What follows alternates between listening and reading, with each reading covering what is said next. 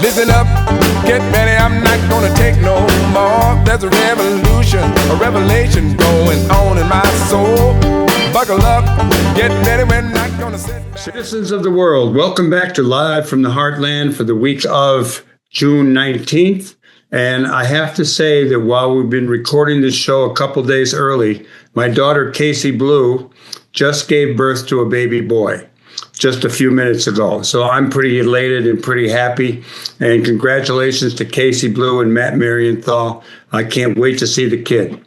Okay, rest up, get ready. Going to be a lot of stuff going on.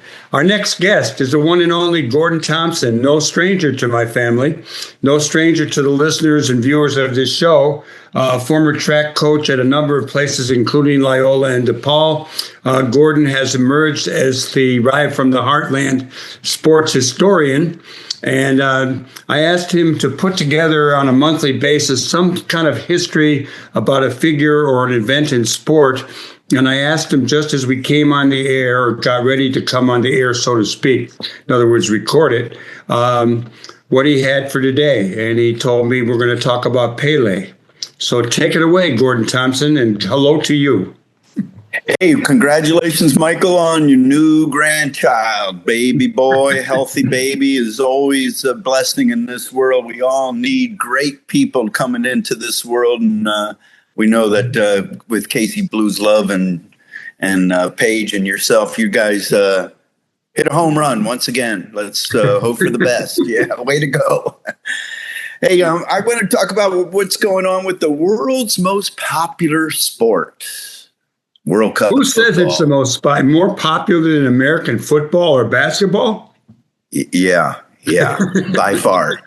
Well, actually, American football is not the most popular sport in U.S. By viewership.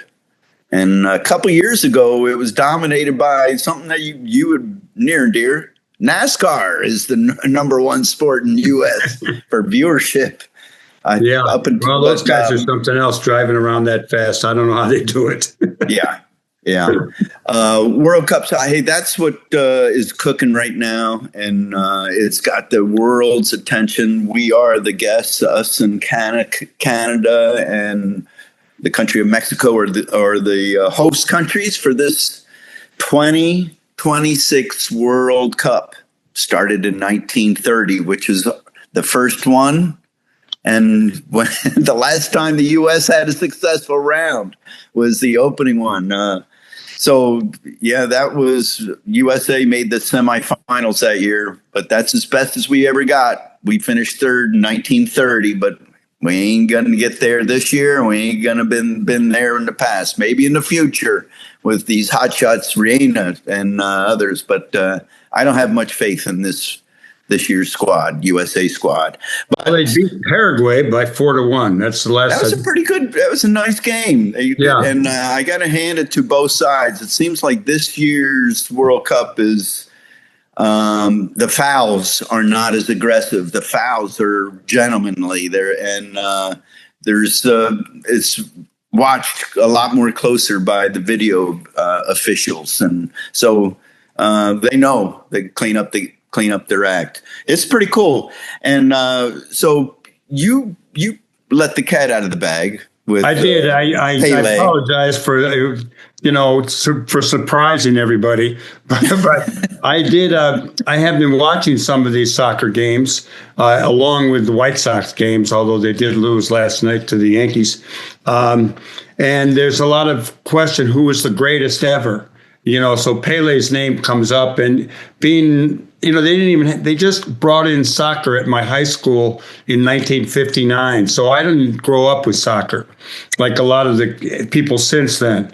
So the only name I really know is Pele.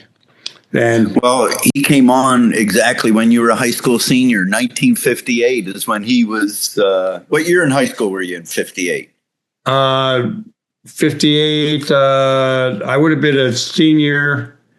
I graduated in June of 1960.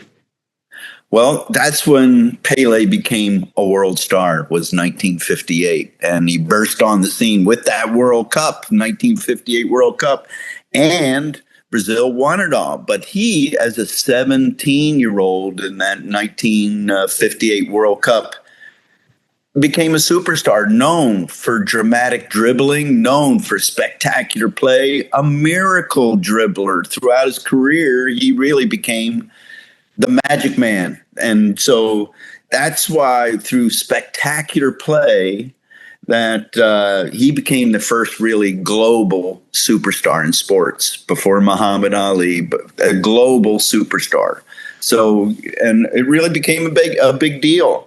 So Brazil has won the World Cup more than anybody, 5 times.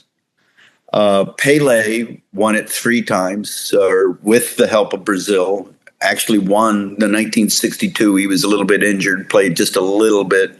But 1970 was probably his best World Cup win, and won the Golden Ball, the so-called Ballon d'Or, which is basically the most MVP of the tournament. And the year MVP, the Golden Ball Award. So he's a hot shot right from day one. Even Muhammad Ali revered him as the greatest. So what do you know about him growing up and where he came from and what his life was like and what led him to soccer? Well, his old man, his dad was a soccer player, and his dad was festooned with the famous one name, I can't remember, Radandinho or something like that. But he was a good enough soccer player that he had the one name nickname, which is common in Brazil, which is pretty cool. And so his father was a soccer player, but really he grew up in poverty in Brazil and was playing as a child with not a ball, but a sock stuffed with newspapers. And that kind of thing is exactly what Hank Aaron grew up in, playing not with a ball, but with bottle caps thrown at him, and had to hit bottle caps, which change in the air. A sock filled with newspapers is going to change in the air. It's not going to have regular flight. That is an asset of being able to grow up with something that is not normal, oblong. So, just a miracle player. But yesterday we had our own contemporary phenomenal in Messi. Some people, the youngsters, think that Messi from Argentina, Lionel Messi, is the greatest of all time. He scored a hat trick, 3 goals against Algeria yesterday. Anytime you score 3 goals in a game, that's big stuff. What is a hat trick actually? What does that mean? 3 goals? Oh, it does mean 3 goals. And it's funny you should ask. I had no idea what the origin of that phrase is. It's in hockey too. I don't know it's what in hockey. Anything that you can do 3 times. It's in hockey. It's in in everything basically. So the derivation of that hat trick term in sports comes from 1858 in England.